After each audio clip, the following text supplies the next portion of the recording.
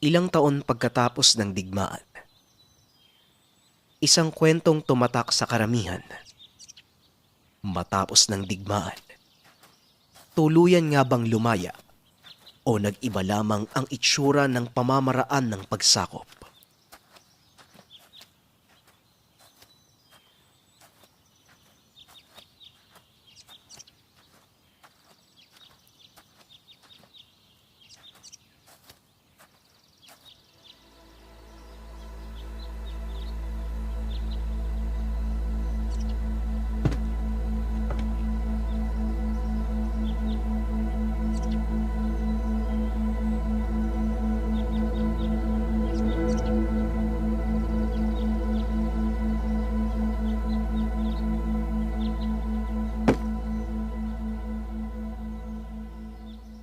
O anak, Andres, kumusta ka na? Tapos na po, tay.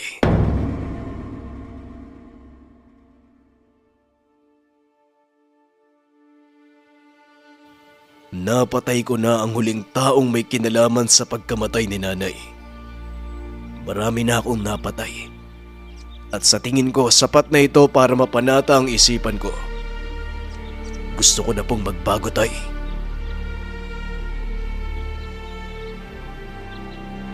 Nagbago nga si Andres. Isa siyang gabunan. Pinipigilan niya ang kanyang sarili sa pagkayok sa laman. Nakibagay sa mga tao. Umayon naman sa kanya ang mga ito dahil talagang napakabait na tao ni Andres.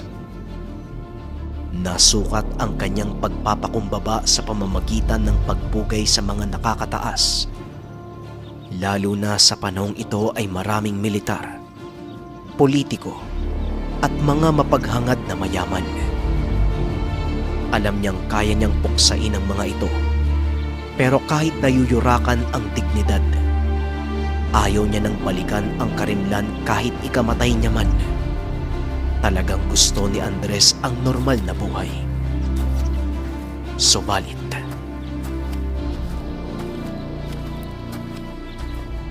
Ay sas, maniwala ka dyan. Papagandahin daw yung lugar. Eh baka aangkinin. Posible yan. Dahil hindi naman natin lihitim ang pagmamayari yung lupa. Eh, nauna lang tayo dito kaya yun lang yung karapatan natin eh. Uy, makinig nga muna kayo dyan. Nakikiusyoso na nga kayo, may negatibong komento pa.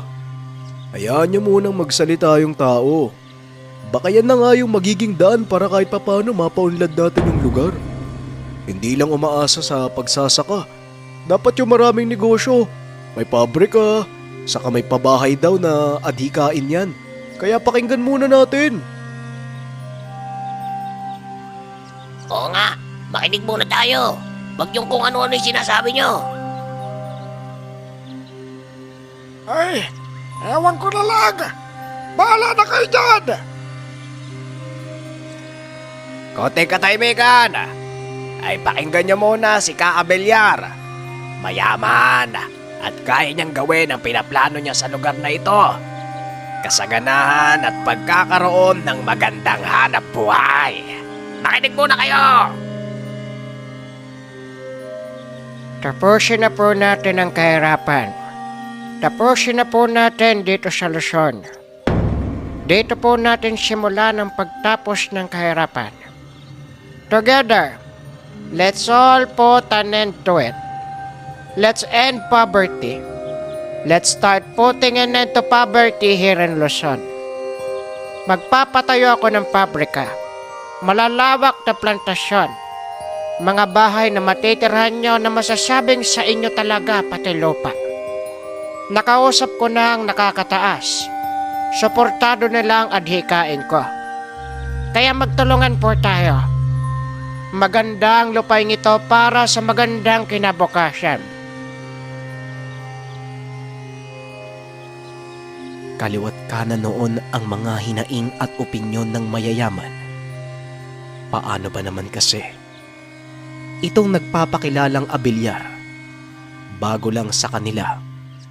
lumitaw sa maliit na baryo at may magandang advokasya. Kaya karamihan hindi naniwala. Pero ayon sa mga sabi-sabi, kayang gawin ng taong ito ang kahit anong magustuhan niya. Kahit mga malalaking tao na papaikot dahil sa taglay na kayamanan. 1 buwan lang ang kakailanganin para mapalago ang lugar. Kaso nga lang,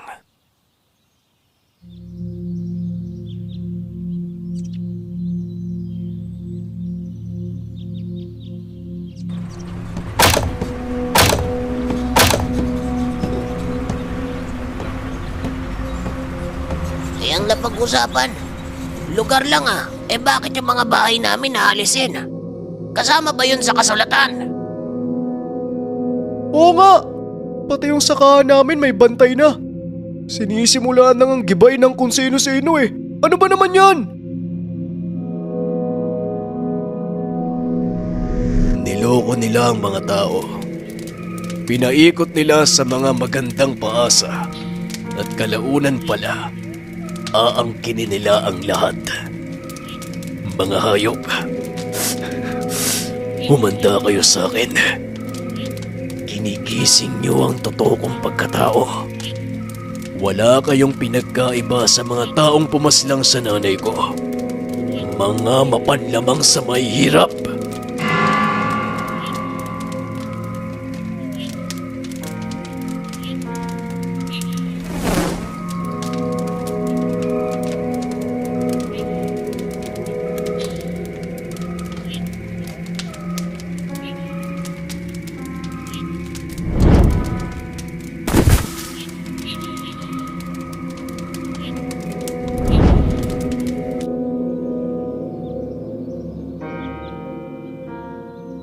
Ano sinasabi mong pumapatay?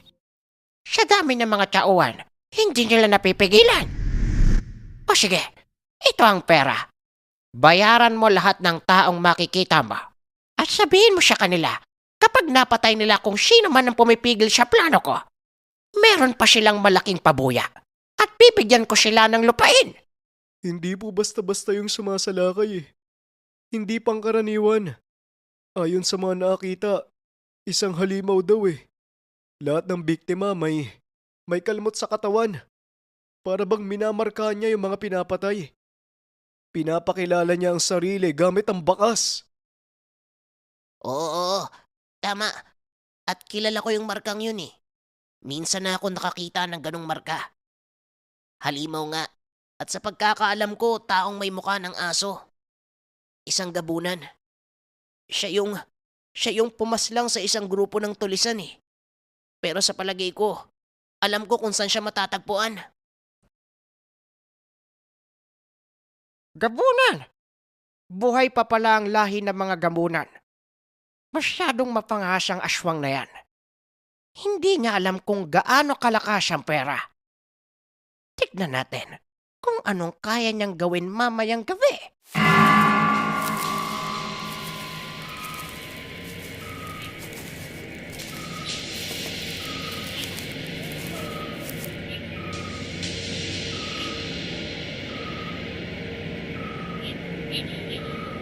Umalis na po kayo tay ngayon din. May mga armadong paparating at baka madamay po kayo. Ako na pong bahala sa kanila.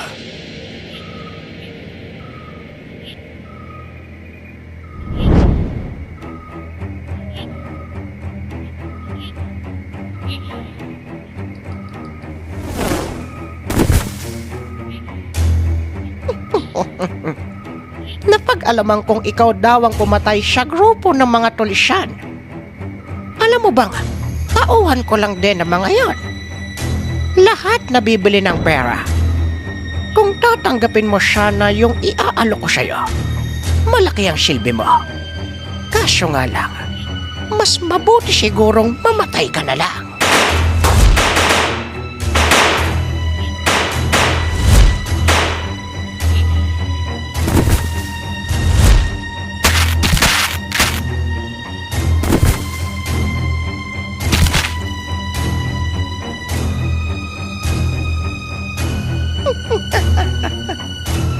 ako tatabla ng atake mo, halimaw! Yon ang akala mo. Matagal ko nang kinalimutan ang pumatay. Pero panahon ang nagtakda para sa mga minahal kong tao. Lalong-lalo na kapag ang mga mahihirap lang ang nalalagay sa alanganin. Mga taong hindi kayang lumaban dahil sa kakulangan sa edukasyon na sinasamantala ng mayayaman. Magsilbing tanda sana ang pangyayaring ito sa mga taong abusado. Kagaya mo, Abiliar.